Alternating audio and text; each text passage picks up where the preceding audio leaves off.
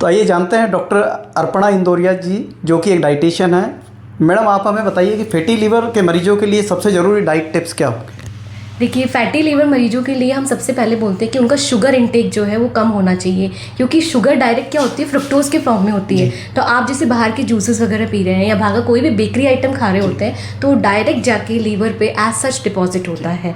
तो हमें एक तो अल्ट्रा प्रोसेस फूड, एक प्रोसेस फूड होते हैं, एक हमें कम इंटेक करना है अल्कोहल और कैफीन का। बाकी हमें जो दैनिक आहार में इंक्लूड करना चाहिए वो होता है साबुत अनाज। बेसिकली अगर आप देखें तो लास्ट ईयर जो था हमारा मिलेट्स ऑफ द ईयर था, तो उसमें हमें नरेंद्र मोदी जी ने भी कहा था कि हम दैनिक आहार में अपने जैसे बाजरा है, ज्वार है, रागी है, इनको शामिल करें। बाकी साबुत दालें हैं, अनाज हैं, हरी पत्तेदार सब्जियां हैं, फल हैं, और स्पेशली एक चीज़ मैं बोलूँगी कि डेली रूटीन में आप हर्बल टी का उपयोग करें। जैसे तुलसी से बनी चाय है या लेमन टी है या आपकी दाल चीनी है, उस तरह की चाय का उपयोग करें।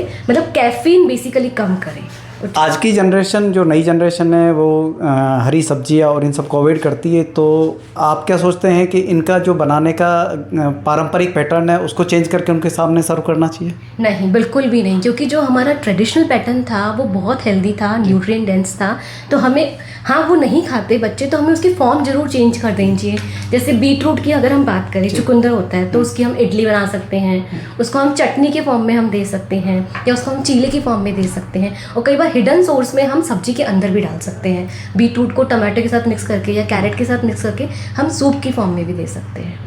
तो हमें हमारे पारंपरिक तरीकों को नहीं छोड़ना चाहिए, क्योंकि वो तरीके बहुत अच्छे थे, उसमें न्यूट्रिएंट अच्छे थे, विटामिन सी की मात्रा अच्छी थी। अब जैसे अगर हम बात करें, आंवला है, जो इंडियन गूसबेरी है, तो आंवला बहुत अच्छा विटामिन सी का सोर्स है।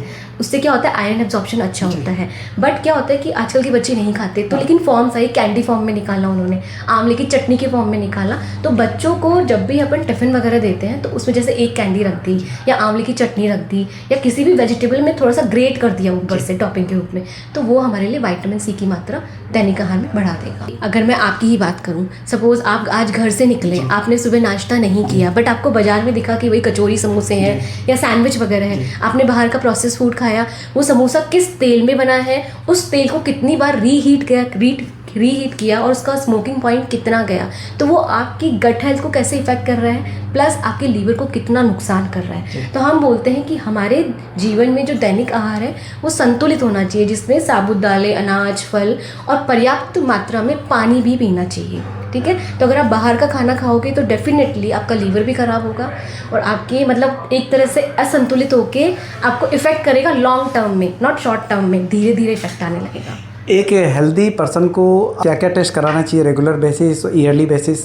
देखिए, now days it's very common कि vitamin D deficiency and B12 is very common among women, females, और हम बात करें गर्ल्स, बॉयज़ या मेल्स की भी बात करें तो vitamin D is compulsory, B12 is compulsory, और एक हम CBC करवा लें जो कंप्लीट ब्लड काउंट होता है, तो उसके थ्रू हम हीमोग्लोबिन पता लगा सकते हैं। और ईयरली बेस पे हम बोलते हैं कि स्पेशली इन वीमेन की कैंसर की जाँच जरूर करवाएं, जो मेमोग्राफी के थ्रू है, ब्रेस्ट कैंसर है या यूट्रस का कैंसर है, या सिंपल आप एक तरीका और है कि फैटी लीवर और हमारा लिपिड प्रोफाइल, उसकी जांच जरूर होनी चाहिए। ये कितने पीरियड में होना चाहिए, कितने दिन बाद होना चाहिए, या साल में एक बार? अगर कैंसर वगैरह की जांच करवा रहे हैं तो ये साल में एक बार तो होनी चाहिए। बाकी अगर विटामिन डी और इसकी B12 की